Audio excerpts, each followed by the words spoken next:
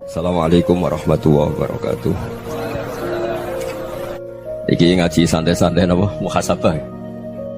Muhasabah itu kalau Kiai Jawa maknani itu ngoreksi diri sendiri. Jadi menghitung diri sendiri. Ini pas bidang yang saya tekuni tadi karena Habib Ahmad yang minta kemarin sama ibu saya dari Indonesian Power itu. Ibu Lia, saya turutin sekaligus saya sambil belajar terus tentang muhasabah. Dalam konteks Indonesia, muhasabah itu sudah jadi perilaku ya. Karena dulu orang tua saya, guru-guru saya kalau ngandani itu, bayangkan kalau kamu jadi dia. Jadi misalnya kita mentang-mentang atasan, otoriter sama bawahan. Bayangkan kalau kamu jadi yang bawahan itu kayak apa? Laukun tamakanah, kalau orang Arab bilang, bayangkan kalau kamu di posisi dia. Makanya guyonannya orang-orang Indonesia itu kan orang ngaramkan judi gitu, bareng dikasih tahu. Tapi yang menang anak jenengan, alhamdulillah. Ternyata ngaramkan itu karena ada anaknya. Kalau anaknya yang menang ya seneng. Meskipun itu guyonan, tapi saya punya padanan itu dalam kitab Hikam. Nabi Ibrahim itu Khalilur Rahman, tentu bencinya minta ampun sama yang namanya maksiat. Suatu saat beliau diterbangkan di alam malakut. Itu kalau di Hikam saya halaman 15 juga. Saya masih ingat betul. Mungkin kalau Anda beda halaman karena beda cetakan. Setelah diterbangkan di alam malakut, diperlihatkan sama Allah, ada orang pezina, ada orang syaribul khomri, ada orang mabuk, ada orang macam-macam. Allah tanya sama Nabi Ibrahim, bagaimana pendapat kamu Ibrahim tentang mereka yang maksiat? Kata Nabi Ibrahim, ya Allah, habisi saja mereka. Mereka hidup di bumi engkau, makan rezeki engkau, kemudian mereka tidak taat sama engkau. Singkat cerita, di fase itu, saya ulang lagi, di fase itu Allah nurutin sampai sekian peristiwa. Mungkin 3 atau 4. Sudah, setelah sekian tahun Nabi Ibrahim lupa peristiwa itu. Kemudian beliau diminta menyembelih anaknya. Ini versi kitab Hikam. Memang versinya banyak tentang kenapa Nabi Ibrahim disuruh menyembelih anaknya. Ketika mau menyembelih anaknya, Nabi Ibrahim ragu. Huwa samratu fuadi, anak saya ini buah hati saya, kenapa engkau suruh menyembelih? Terus kata Allah, apa kamu tidak ingat ketika kamu saya angkat di alam malakut, kemudian kamu usul bunuh-bunuh, saya ada mempertimbangkan usul Anda, tapi kenapa sekarang saya merintahkan kamu mikir gitu. Terus, ya karena ini anak saya ya Allah. Terus kata Allah, rumang samu wong bukan mata ini gak gawean kau sing gawe kowe enak wae usul mata ini. Jadi saya yang bikin, kemudian Anda enak aja usul membunuh. Semenjak itu Nabi Ibrahim itu di eranya itu asfaqun nas, orang paling sayang sama manusia. Karena kadang kita keras itu ya kebetulan tuh udah anak kita, ada keluarga kita. Cara orang Jawa itu kan gitu ya. Kalau ada perempuan terus macak yang macam-macam pakai sepeda motor cowok, terus wah itu luput suwuk, semoga-moga gini. Tapi setelah dikasih tahu, niku ponakane jenengan, semoga-moga selamat. Jadi jangan-jangan kemarin ahli ma'asi itu kebetulan tuh udah keluarga kita. Kalau keluarga kita yang pernah salah pada kita, semangat kita mintakan maaf. Jangan-jangan kita didikte hukum sosial gitu. Jadi orang yang salah kebetulan tuh orang yang menservis kita, atau keluarga kita, atau orang dekat kita. Jangan-jangan semangat kita mintakan ampun. Tapi kalau sama orang lain kebetulan musuh kita semangatnya minta itu kena azab. Nah ini yang nggak boleh dalam Islam. Islam mengajarkan niru Rasulullah SAW, Nabi itu rahmatal lil alamin. Bahkan kemarin saya ngaji virtual sama beberapa habaib. Ada Habib Ali Al-Jufri dari Mesir, ya. Ada Habib Alwi dari Kuitang, ada Habib Nabil Al-Musawa. Dari sekian habaib itu saya masih ingat, diantaranya yang didawuhkan rahmatan lil alamin itu ketika Nabi adzahu qaumuh, disakiti oleh kaumnya, dan itu mereka masih kafir semua. Itu mereka dapat doanya Nabi, Allah mahdi qaumi fa innahum la ya'lamun. Kayak apa baiknya Nabi, orang yang menyakiti, yang melukai, tapi Nabi masih berdoa, Allah mahdi qaumi fa innahum la ya'lamun. Sayyidina Umar dapat doanya Nabi itu ya khina kana kafiran, ketika masih kafir didoakan, Allahumma aizzal Islam bi Umar. Itu ketika masih kafir. Itu pelajaran bagi kita bahwa yang sedang tidak cocok pun itu berdapat doa kita. Ya doa supaya kondisi kita baik, hari tambah baik. Karena agama ini Saya berkali-kali bilang limangka nayarjuwa hawal yawmal akhir. Agama ini diperuntukkan bagi yang selalu punya harapan pada Allah Subhanahu wa taala. Saya cerita muhasabah ini tentang hubungan kita dengan Allah. Di Indonesia itu banyak orang fasik, banyak orang nakal. Ya di mana-mana orang nakal itu ya mayoritas, wa aksaruhum fasikun. Tapi berkahnya harapan. Mungkin saya kira nakal sok benda, mungkin saya kira sholat sok ben sholat, mungkin sekarang belum sakhok, belum dermawan, suatu saat dermawan. Barokahnya itu kefasikan ini dianggap sementara. Sedang fasik, sedang tidak benar. Karena kiai-kiai kita, para guru-guru kita, para habaib utamanya itu mesti bilang semoga husnul khotimah. Nah barokahnya doa itu semoga husnul khotimah itu menjadikan satu pola sosial. Yang sedang fasik ini masih diharapkan jadi lebih baik, jadi lebih. Sehingga kita tidak ngambil sikap ekstrim yang ingin menghabisi atau ingin mengadili, tidak, karena selalu kita punya harapan. Dan agama ini limangka nerjuwa hawal yawmal akhir. Bayangkan dulu kalau yang nakal itu anak kamu. Pasti kamu gak ingin kan langsung dapat azab, dapat apa. Padahal kita semua jadi tokoh ini abul kulli, bapak dari semuanya. Sehingga ketika Rasulullah SAW jalan-jalan kemudian melihat perempuan sedang menyalakan api. Kalau apinya mati ditiup, anaknya dijauhkan. Nanti kalau sudah jauh dari api, anaknya digendong lagi. Terus kata Rasulullah, matur ke semua sahabat, ara'aitum anna hadhihi tarihatan waladaha 'alan nar. Apa kamu berpendapat bahwa perempuan ini akan melemparkan anaknya ke neraka? Tidak ya Rasulullah. Tidak akan seorang ibu melemparkan anaknya ke api. Terus kata Rasulullah, Allahu arhamu min hadhihi biwaladiha. Allah lebih rahman, lebih rahim dibanding orang tua ini kepada anaknya. Ini yang harus kita kenalkan terus, kita kampanyakan terus, supaya orang hubungannya dengan Allah itu nyaman, asik. Sehingga dengan demikian selalu ada harapan bahwa yang sedang nakal ini suatu saat tobat. Kita tidak boleh menghukumi pasti begini, pasti gini, itu tidak wilayah kita. Itu juga yang dicontohkan Rasulullah SAW. Secara lahir Nabi itu nggak berkenan sama Wahsy, karena Wahsy itu salahnya salah fatal, karena membunuh ahabban nasi ila Rasulillah, yaitu membunuh Sayyid Hamzah. Jadi ketika Wahsy tobat, Nabi itu terima tobatnya. Dan ketika beliau dengan basariyahnya agak siap ketemu Wahsy karena harus ingat Sayyid Hamzah, basariyahnya diturutin. Oke, kamu iman, saya turutin, tapi jangan sering ketemu saya. Karena kalau ketemu kamu, saya masih ingat sama paman saya, Sayyid Hamzah. Kita bisa ngelola seperti itu. Kita tidak cocok sama orang, bagaimanapun mereka umat Rasulullah SAW, kita tetap mencintai mereka. Misalnya kalau beda agama, mereka sama-sama orang Indonesia, kita mencintai mereka atas nama warga Indonesia. Tapi kalau misalnya potongannya ora cocok, beda kultur, bawaannya itu mangkel no coro Jawa, ya bisa diilmoni, jangan ketemu. Wong sudah tidak cocok, ingin ketemu nyari solusi. Roh ini tok seneng itu kan ya repot gitu. Ya sudah, kalau nggak mati cocok ya jangan sering ketemu. Dan itu kita bisa memanage seperti itu tuh bisa. Saya berkali-kali cerita tentang Imam Syafi'i. Kalau dikasih tahu ya Imam Abu Abdillah, panggilannya Imam Syafi'i, tetangga anda ini ternyata banyak yang nggak senang anda. Jawabnya beliau senang. Ya bagus kalau nggak senang saya, ndak utang saya katanya. Jadi gara-gara saman seneng aku ngatur aku ini kan. Dan mungkin saman rasa seneng kan ya enak. Jadi hidup itu dianggap happy. Kalau seneng ya teman silaturahim, kalau nggak seneng ya nggak bakal utang gitu. Baru kayak seneng itu nggak ganggu. Gitu. Jadi dulu itu orang bisa ngelola seneng ndak seneng itu bisa.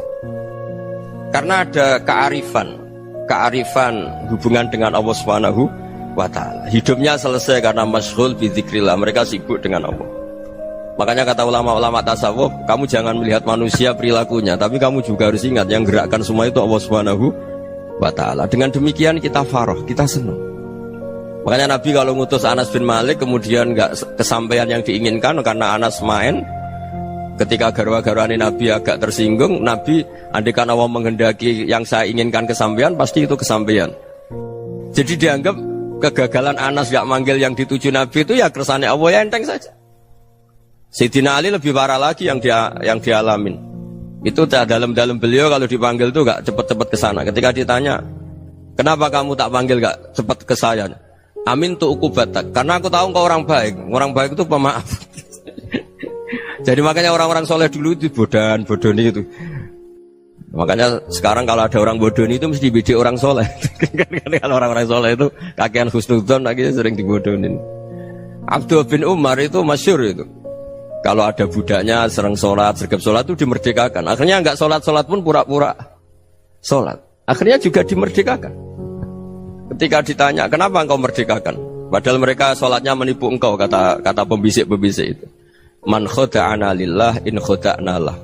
Dia nipu atas nama Allah, berarti saat tertipu juga atas nama Allah. Enggak masalah dong, semuanya demi Allah Subhanahu wa ta'ala. Jadi ketika kita ketemu mensifati Allah Ta'ala itu ghafir, Allah pemaaf.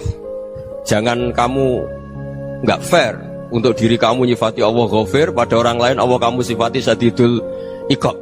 Jadi Allah kamu atur, kayak MC tadi ngatur saya. Jadi Allah itu apa? Kalau pada saya ghafir, kalau pada musuh saya sadidul iqab. Itu nggak fair. Kalau Anda punya harapan kepada Allah karena Allah Rahman Rahim, Allah ghafir, sebenarnya Allah pada musuh kita ya bisa saja Allah ghafir, bisa saja Allah Rahman. Sehingga kita melihat orang lain yang kita tidak cocok itu ya enteng saja. Itu min ummati Rasulillah sing tanaluhu syafa'atu, tanaluhu sa'atu rahmati, tanaluhu fair. Jangan dengan kita kayak mesti dapat rahmat.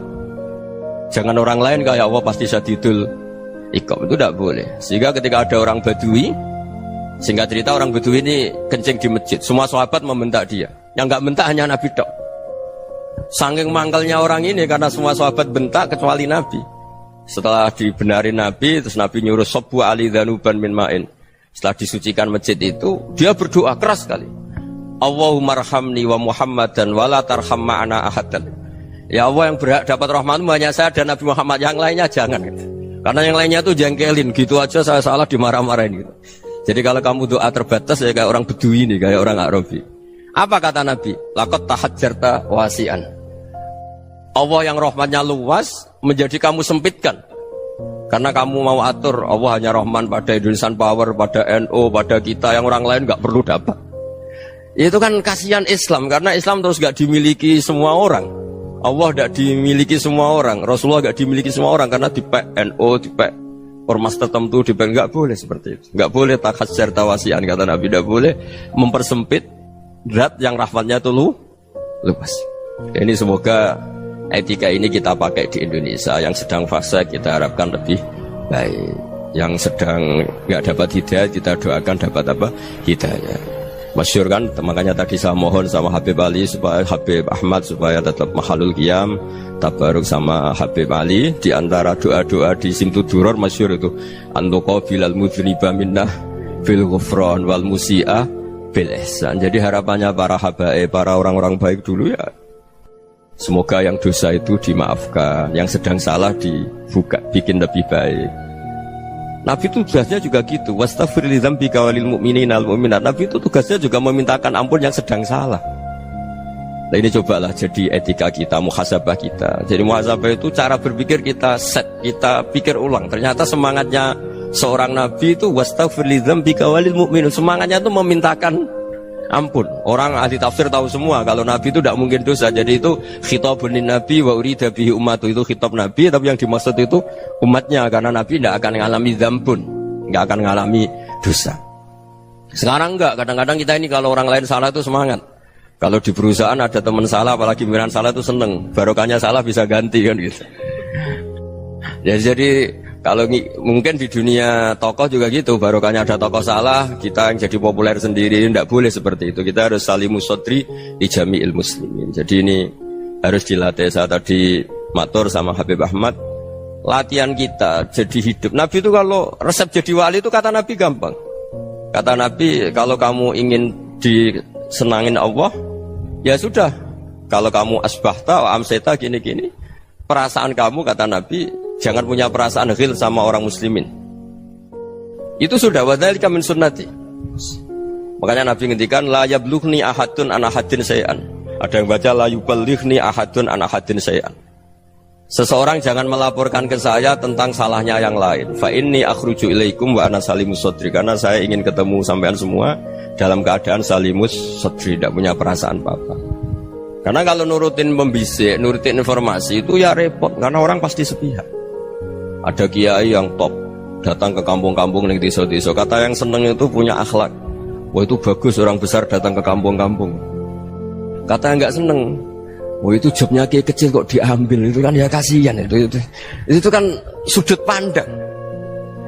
Makanya saya sering bilang akal kita ini cukup untuk mentasdik Rasulullah Shallallahu Alaihi Wasallam. Meskipun perasaan kita kadang orang Jawa itu beda.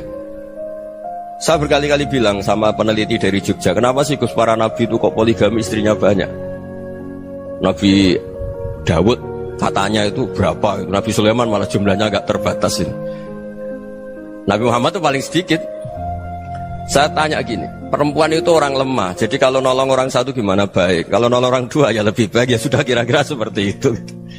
Paling tidak akal kita masih tahu kalau orang baik itu kan mesti baik, nolong orang satu baik, nolong orang dua ya lebih baik, nolong orang tiga lebih baik. Tapi kalau kamu orang nggak baik, satu saja kamu terlantarin, kamu miskinkan, kamu ya tinggal diukur kan.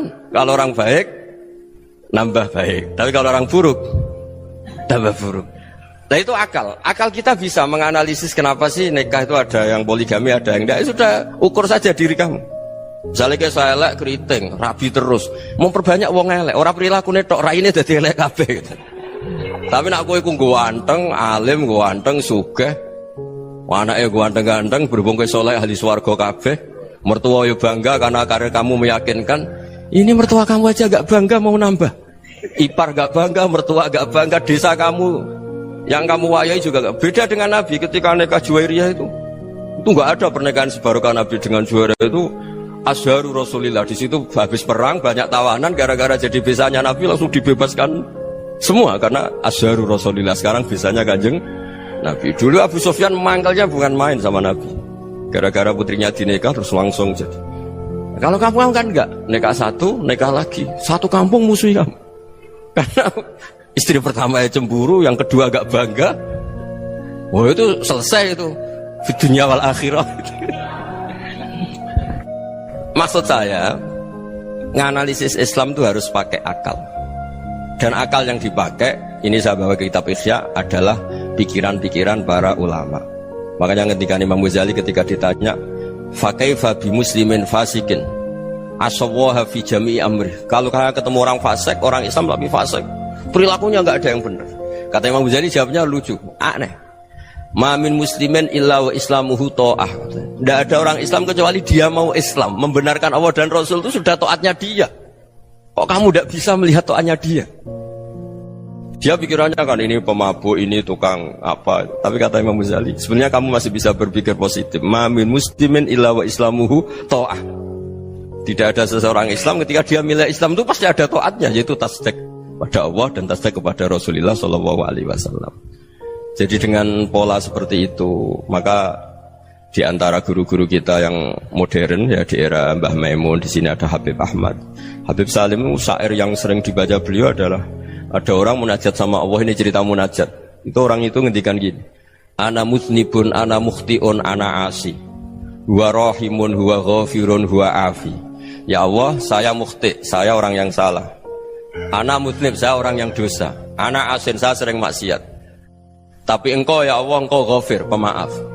Engkau rahim, maha pengasih. Engkau afin, yang mudah memaafkan. Kata orang ini, ya agak kurang ajar, tapi saking senengnya sama Allah. Qobal tuhunna salasatan bisalasat. Ya gini saja ya Allah, sifat engkau diadu dengan sifat saya. Engkau Tuhan, Gusti, nggak boleh kalah katanya. Terus wasatahliban ausofu ausofi, dan engkau pasti pemenangnya gitu. Jadi ada orang rayu Allah dengan cara seperti itu ya ada ya. Saya ini manusia, salah saya banyak. Engkau ampunannya banyak. Engkau Tuhan, Gusti, nggak boleh ampunan Anda, ampunan engkau kalah dengan salah saya. Nggak boleh Tuhan kok kalah. Jadi untuk supaya orang punya harapan gitu. Banyak juga wali-wali yang jadab ketika datang ke makam Rasulullah SAW. Itu kalau dongo ya agak kacau sebetulnya, cara syariat agak kacau. Ya Allah, engkau punya dua pilihan. Jika engkau menjadikan saya soleh, surah habibuk, yang senang kekasihmu, yaitu Rasulullah SAW. Tapi jika engkau menjadikan saya fasik, surah adubuk, yang senang itu setan. Monggo jenengan mau menyenangkan kekasih jenengan, mau menyenangkan musuh jenengan, monggo jenengan bebas kok memilih. Mestinya Allah ya senang menyenangkan kekasihnya. Jadi ya, intinya Allah dipaksa untuk menjadikan dia orang soleh gitu. Jadi kayak kemarin itu Pak Gus siapa yang kesini itu, kuliah ke sini itu sama Habib Ahmad. Saya pertama nggak mau, lama-lama Habib Ahmad. Ini gimana Gus? Orang taunya saya dekat jenengan, kalau nggak kasil saya waduh. Ini kayak doanya wali yang tadi. Nggak punya pilihan, nggak ada pilihan ini. Jadi saya mohon muhasabah itu dimulai cara berpikir. Makanya di sini sebetulnya teks ini supaya dapat barokahnya Ihya. Ini kitab yang disenangi para habaib, para ulama. Sebetulnya teks di muhasabah itu redaksinya gini ya, yang lengkap. Hasibu anfusakum qabla an tuhasabu wazinuha qabla an tuzanu wa tahayya'u lil ardil akbar. Jadi ada kata wazinu, jadi ukur. Perilaku Anda ini diukur, ditakar. Misalnya kita sebagai suami kan ya punya hal-hal yang kita tidak ideal. Cara wong Jawa mesti pesek. Cara rezeki ya pas-pasan. Dan kita juga kalau makanya agak boleh tanya istri begini, apa saya cinta pertama Anda? Pasti Anda kecewa. Orang jadi istri hanya korban terakhir itu. Sudah. Karena orang kalau ngelamar kemana-mana gak jadi, yang jadi istri itu pasti korban terakhir itu. Jarang istri pilihan pertama, jarang. Ayo semua yang nikah. Rata-rata itu pilihan Anda pertama Pak, dari sekian ditolak di mana-mana terus. Ya perempuan terakhir. Kamu juga korban terakhir gitu. Itu wali-wali dulu kalau ngandani kita itu sederhana. Antal ini masyhur diceritakan Habib Zain bin Semit dalam kitab Al-Manhajus Sawi. Antalam tajid min nafsika kullama turid. Fa kaifa turidu min ghairika kullama turid. Kamu yang ingin ideal saja kamu tidak menemukan pada diri kamu untuk menjadi ideal. Kamu kan ingin ganteng, ingin punya uang banyak, ingin perilaku Anda sempurna. Anda saja yang punya keinginan tidak bisa mewujudkan keinginan Anda sendiri. Fa kaifa turidu min ghairika ma turid. Jadi antalam tajid min nafsika kullama turid. Fa kaifa turidu min ghairika kullama turid. Kamu yang punya keinginan saja. Misalnya saya ingin punya uang banyak, perilaku saya selalu benar, gak pernah salah. Loh, saya yang ingin saja dengan diri saya, gak bisa untuk benar terus. Kok kamu berharap orang lain selalu benar? Jadi antalam tajid ya sama. Kalau kamu menuntut istri kamu itu ramah, neriman, apa kamu neriman sama wajah istri Anda gitu? Engkau ya pola neng dindi jajaki sana jajaki sini, kamu sendiri tidak tahu apa. Jadi itu nasihat yang luar biasa. Antalam tajid min nafsika kullama turid, fa kaifa turidu min ghairika kullama turid. Kamu mau menghormati semua orang? Tidak mau kan? Kemudian Anda berharap semua orang menghormati kamu. Kamu tidak ingin kan orang lain semua menghujat kamu. Sementara kamu enak aja menghujat orang lain. Makanya Rasulullah SAW luar biasa ketika bikin kaidah sosial. Apa la yu'minu ahadukum hatta yuhibba li akhihi ma yuhibbu li nafsi. Jadi kalau ukuran iman itu sederhana. Kalau sesuatu itu baik, nyaman bagi Anda ya bayangkan itu pada teman Anda. Misalnya Anda bangun tidur sudah acak-acakan, gak punya uang, utang jatuh tempo, kan gak ingin ketemu orang. Ya kamu jangan bertamu ke jenis ini karena dengan kamu yang alami juga gak siap ketemu orang. Makanya ada Habib Alim itu dilapuri sama seseorang.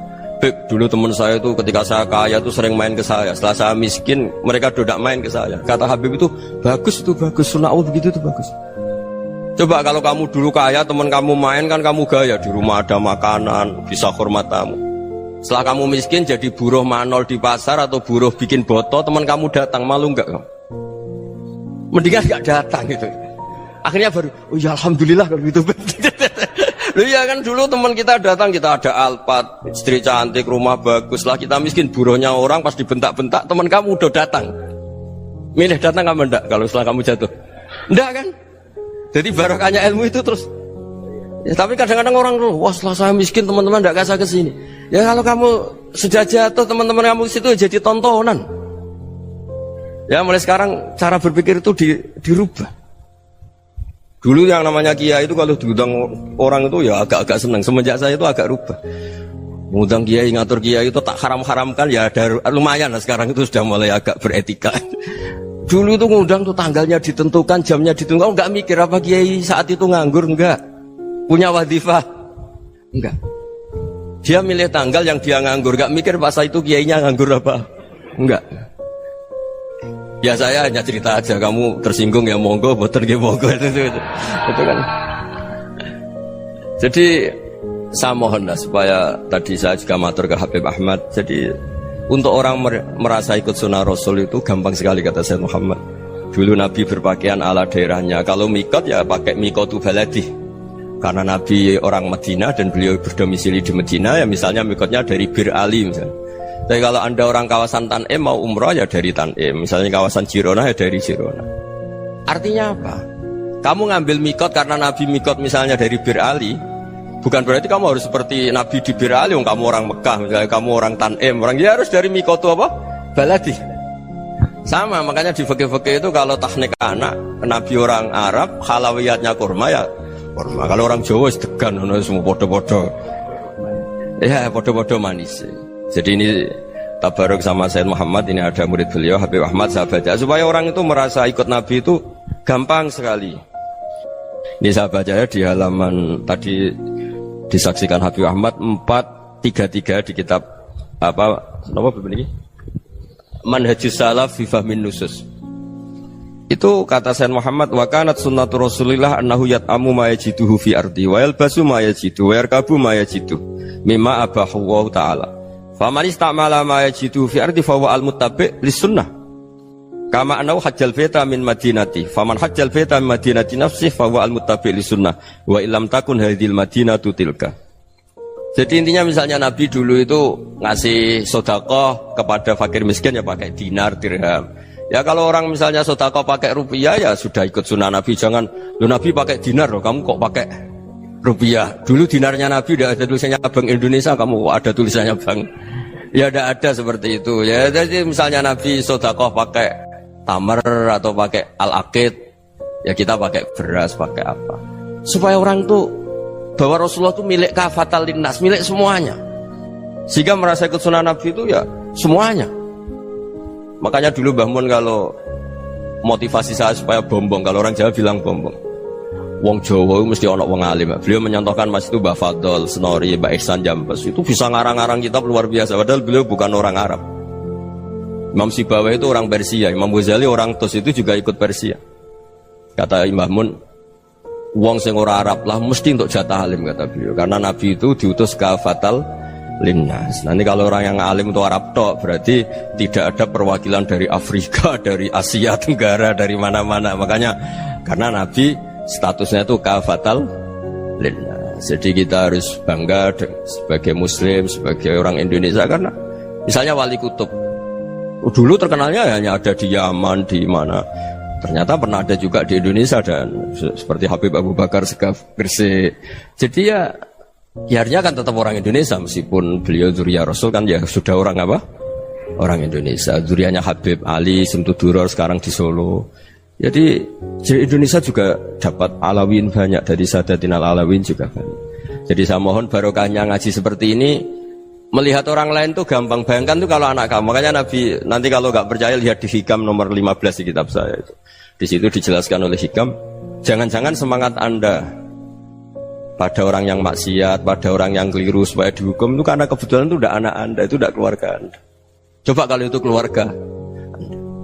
Makanya kalau saya guyonan di Jogja itu ada pembantu mecahkan piring terus dimarahi majikannya, saya mesti guyon gitu. Pasti itu pembantunya tidak cantik. Kok bisa Gus? Andai kan cantik dan kamu senang mecahno piring satu, piring 1000 ra iso ngamuk kowe. Ternyata ngamuknya itu karena mecahkan piring apa karena plus tidak cantik? Coba jawab para lelaki nih. Kamu marah sama orang maksiat tuh karena maksiat karena plus itu udah anak Anda. Bayangkan kalau itu anak Anda. Itu hebatnya Rasulullah SAW. Karena kita yang salah pun kadung umatnya, Nabi tetap ngasih fasilitas syafaati li ahlil kabair min ummati. Kayak apa baiknya Nabi? Nggak ikut maksiat tapi ikut fasilitasi ngasih syafaat. Loh kalau li ahlil ibadah kan wajar. Nabi ketika ini syafaati li ahlil kabair min ummati. Ya karena tadi logika yang dibangun Rasulullah itu logika yang luar biasa. Kita semangat orang lain kena hukuman itu karena kita tidak punya ra'fah, tidak punya rahmah. Coba kalau Rasulullah yang bil mu'minina ra'ufur rahim. Semangatnya itu mendoakan supaya tobat, mendoakan diampuni. Dan itu juga yang diperintahkan oleh Allah Subhanahu wa taala, wastaghfir li dzambika walil mu'minina wal mu'minat. Ya semoga barokahnya ngaji ini, barokahnya Habib Ahmad, barokahnya Maulid Simtud Duror, barokahnya semua kitab Madaih, Tibak Berjanji semuanya, barokahnya Ikhya, barokahnya Said Muhammad, barokahnya guru kita semua, Mbah Maimun, bapak saya. Kita ini ngikuti manhaj, ya, ngikuti apa? Manhaj. Saya sering didhawuhi Mbah Mun, kenapa ihdinas siratal mustaqim bukan siratoka? Bukan jalan engkau ya Allah. Karena Allah itu enggak bisa kamu tiru. Allah itu tidak tidur, tidak makan, tidak kesel, tidak capek. Yang bisa ditiru itu siratal ladzina an'amta alaihim. Yang bisa ditiru manusia ya niru manusia. Karena Allah itu tidak bisa ditiru. Makanya ihdinas siratal mustaqim siratal ladzina. Dan niru siapa? Niru guru-guru kita. Termasuk niru cara pandang. Jadi misalnya ada orang awam di rumah itu hanya delok reng, delok tikus liwat, itu kan kayak nganggur. Ora tahajud malah main delok reng. Melihatnya jangan gitu. Huwa tarokal ma'asiyah. Dia di rumahnya ndak dugem, ndak kemana-mana. Dia berarti malam itu tarkul ma'asi. Tidak nyopet, tidak garong, tidak ke tempat maksiat. Susahnya apa sih husnudzon? Jadi jangan lihat huwa tarkut tahajud, huwa tarokat tahajud, wa taroka qiyamal lail. Oke ya, namanya orang begitu ya tidak tahajud, tidak qiyamul lail. Tapi susahnya apa sih kamu bilang huwa tarokal ma'asiyah? Dia juga meninggalkan maksiat, dan tarkul maksiat itu ibadah. Supaya orang tuh gampang lah husnudzon sama orang muslim. Ini orang mukmin, orang yang luar biasa. Di mata Allah itu orang yang luar biasa. Kayak tadi Imam Ghazali, kalau saya ketemu orang muslim kemudian dia tidak pernah baik, gimana? Kata Imam Ghazali, ma min muslimin illa wa islamuhu ta'ah. Tidak ada orang Islam ketika dia mentasdihkan Allah dan Rasulullah, berarti dia juga punya taat. Ya ini latihan saja, sing iso nglakoni Habib Ahmad kula namung cerita mawon. Kula cerita secara akademik, saya punya kitab, saya baca, dan alhamdulillah kita paham barokahnya para guru, dan supaya terbiasalah. Sebaik-baiknya ibadah husnudzon billah wa husnudzon bil mu'min. Soal tidak cocok ya diilmoni tadi ya, namanya enggak cocok ya jangan sering ketemu. Seperti Rasulullah SAW, beliau karena sangat mencintai Said Hamzah, ketemu orang yang pernah begitu sama Said Hamzah, ya beliau secara basyariah tidak siap. Tapi beliau secara cara bahasa sekarang, secara profesional, kalau beliau seorang nabi dan harus menerima tobatnya siapapun ya diterima. Saya meskipun dengan A, B gak cocok karena dia begini-begini sama saya, tapi saya ingat dia sholat, dia baca sholawat, dia mencintai Rasulullah, ya kita hormat. Ya soal gak cocok ya di manage tadi ya, zurhiban tasdid khubban. Kalau gak pati cocok ya jangan sering ketemu, bawaannya enak nanti. Jadi ya semuanya itu diilmoni lah. Makanya ngendikane Ma'ruf Al-Qurhi ada yang baca Al-Kharqi, mangqala fil yaumi salasa marrat wa marham ummata Muhammad kutiba minal abdal. Karena semangat mencintai siapapun satu hari sering baca marham ummata Muhammad, wa ma asli ummata Muhammad, wa ma tajawaz an ummati Muhammad, itu mesti kutiba minal abdal. Dia pasti termasuk wali abdal. Maksudnya semangat mencintai ya dilatih lah. Misalnya Indonesia Power atau PLN, andai kan tidak ada PLN itu kayak apa? Orang nggak bisa ngaji, tidak bisa aktivitas. Ya barokahnya ada PLN, barokahnya jasanya. Kita sadar, tidak semua kebaikan kita ini memenuhi keinginan orang banyak. Gitu. Orang banyak ingin listrik, ingin saluran apa, dan itu kadang yang mewujudkan orang lain atau kelompok lain. Ya karena itu manfaat ke orang lain ya kita doakan. Karena khairunas anfa'uhum linnas. Sehingga kita terbiasalah ngakui orang lain. Seperti semangatnya Rasulullah SAW, semuanya itu didoakan, semuanya diinginkan kebaikannya. Bahkan Nabi gak putus asa sampai di akhirat. Ketika Nabi lain sudah putus asa karena sudah akhirat, sampai dimintai syafaat semuanya bilang nafsi, nafsi. Karena merasa semuanya gak punya nyali di depan Allah. Karena ini sudah akhirat, sudah finish. Tapi apa Rasulullah? Analah. Ya sudah, saya sanggup mensyafaati kalian. Terus kata Nabi, fa'atiyal arsya. Saya mendatangi aras fa'akhirru lahu sajidan, saya sujud wa ahmaduhu bima hamida 'allamaniha rabbi. Kemudian saya tetap muji Allah dengan pujian yang terus menerus. Padahal sudah di akhirat, sudah finish. Nabi dimintai syafaat masih sanggup karena Nabi tahu akhirat tidak bisa mendikte Allah, tidak bisa Allah terus bilang, "Ya Allah ini akhirat, engkau sudah tidak boleh mensyafaat." Tidak bisa. Allah tidak bisa diganggu akhirat. Allah tidak boleh dibatalkan rahmannya oleh akhirat. Allah tetap Rahman Rahim abadal abad. Dan Nabi tahu itu. Makanya kata para ulama, fa Muhammadun ahmadu min ghairihi. Jadi Nabi Muhammad namanya dua, yang terkenal. Sebenarnya banyak yang terkenal dua, Muhammad sama Ahmad. Ketika Nabi punya nyali memuji Allah, di akhir akhirat atau sudah ada akhirat itu fa Muhammadun ahmadu min ghairi. Ketika Nabi lain sudah tidak punya nyali muji Allah karena sudah akhirat, Nabi Muhammad tetap berani muji Allah di saat seperti itu. Makanya ahmadu di situ kata ulama itu af'al tafdil, fa Muhammadun ahmadu min ghairi. Kanjeng Nabi lebih memuji Allah di saat yang Nabi lain sudah tidak punya nyali untuk muji Allah di saat itu. Makanya kata Nabi fa akhiru lahu sajidan wa ahmaduhu bimahamidah allamaniha rabbi.